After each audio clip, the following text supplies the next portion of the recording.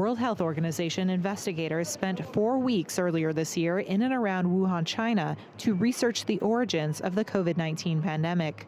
But in remarks about the final reports, the WHO's Director General said China withheld data from investigators. The United States and 13 other countries on Tuesday promptly expressed concerns that the report was delayed and lacked access to complete data. The report lacks crucial data, information. White House Press Secretary Jen Psaki on Tuesday faulted China for not offering independent experts unfettered access. Well, they have not been transparent. They have not provided underlying data. That certainly doesn't qualify as cooperation. The analysis performed to date from our experts, their concern is that there isn't additional support for one hypothesis. It doesn't lead us to any closer of an understanding or greater knowledge than we had 6 to 9 months ago about the origin. It also doesn't provide us guidelines or steps, recommended steps on how we should prevent this from happening in the future, and those are imperative. The WHO report said the virus had probably been transmitted from bats to humans through another animal, and that a lab leak was extremely unlikely as a cause. There are areas where we had difficulties getting down to the raw data. WHO's mission leader, Peter Ben Emberick, told reporters that second phase studies were needed.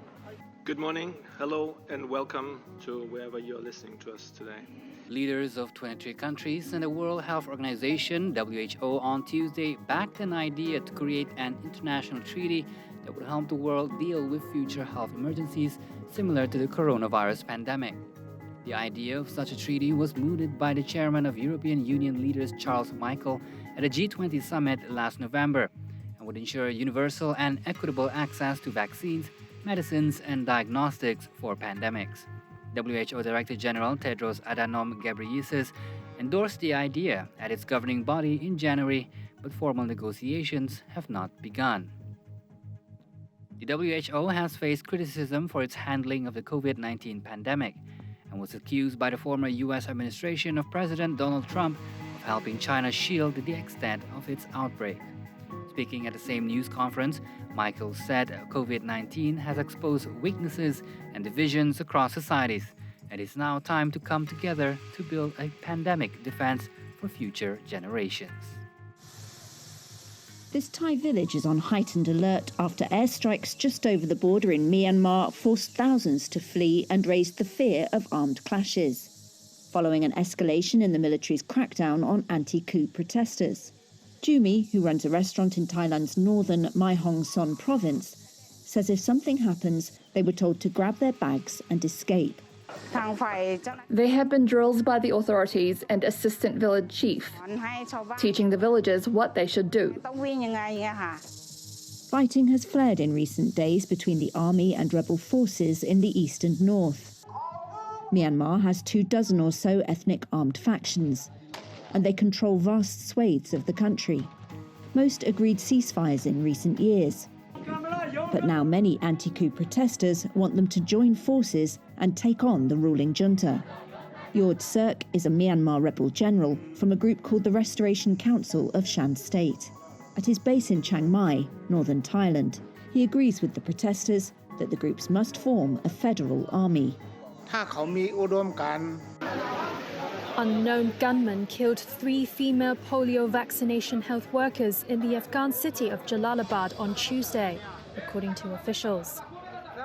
The head of the immunization program at Afghanistan's health ministry, Ghulam Dastagir Nazari, said 2 volunteers and 1 supervisor in the polio immunization program were shot in 2 separate locations in the city.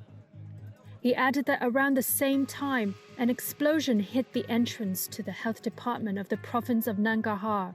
The blast rocked the headquarters but left no casualties. It was not clear who was behind the attacks. The Taliban spokesman did not immediately respond to requests for comment. A wave of assassinations have hit urban centers since peace talks began between the Taliban and the Afghan government last year in Doha. Many of them have targeted professional women, as well as government employees and members of the media. But experts have warned that disruptions to global shipping at ports could still take months to resolve. The blockage threw global supply chains into disarray, threatening costly delays for firms. Egyptian President Abdel Fattah al-Sisi said the massive ship's grounding had drawn attention to the waterway's importance for global trade. Since 1869, we can say for 150 or 160 years, the Suez Canal has been at the heart of international trade. So all this talk about alternatives, no, this is an international passage for international trade that is integral for the whole world. Almost 12 to 13% of international trade passes through here. I just wanted to say that maybe something bad has something good in it, that it alerted people to the fact that the Suez Canal is there, capable and will stay. قال للناس خلي بالكم لا قناة السويس إن شاء الله قادرة وباقية ومنافسة جدا جدا. Shipping convoys through the canal resumed on Monday evening after the grounding led to a build-up of 422 vessels at either end of the canal and along its course. Suez Canal Authority Chairman Osama Rabi said 95 ships would pass by 7 p.m. local time on Tuesday and a further 45 by midnight. He reaffirmed an earlier aim to clear the backlog in 3 to 4 days. However, knock-on effects could take much longer to resolve, weeks or months, according to shipping giant Maersk.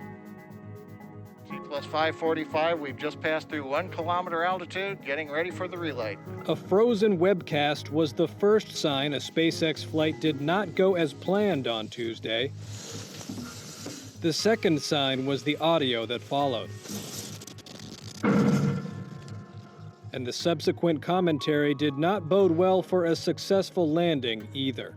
We're back with you. As you can see from the frozen camera view, we lost the clock at T plus 5 minutes 49 seconds. Looks like we've had another exciting test of Starship number 11. The frozen view we saw on the camera doesn't mean that we were waiting for the signal to come back. Starship 11 is not coming back. Don't wait for the landing. SpaceX engineers said they were investigating why the unmanned Starship prototype rocket appeared to explode on its way back down to Earth after a test launch from Boca Chica, Texas. We do appear to have lost all the data from the vehicle. Debris from the spacecraft was found scattered 5 miles away from its landing site. Later, billionaire Elon Musk, the founder and CEO of SpaceX, said on Twitter, quote, "Something significant happened shortly after landing burns start. Should know what it was once we can examine the bits later today." The Starship was one in a series of prototypes for the heavy lift rocket being developed by Musk's private space company to carry humans and 100 tons of cargo on future missions to the Moon and Mars. Other Starship prototypes previously exploded upon landing during their test runs. Starship number 10 achieved an upright landing earlier this month, but then went up in flames about 8 minutes after touchdown. Authorities in Ecuador have seized 185 baby turtles that were due to be smuggled from the Galapagos, authorities reported. No existirá ninguna contemplación con estas personas que hacen tanto mal a la sociedad, al ambiente, a la salud, al pudor de la ecología. Queremos con todo el peso de la ley.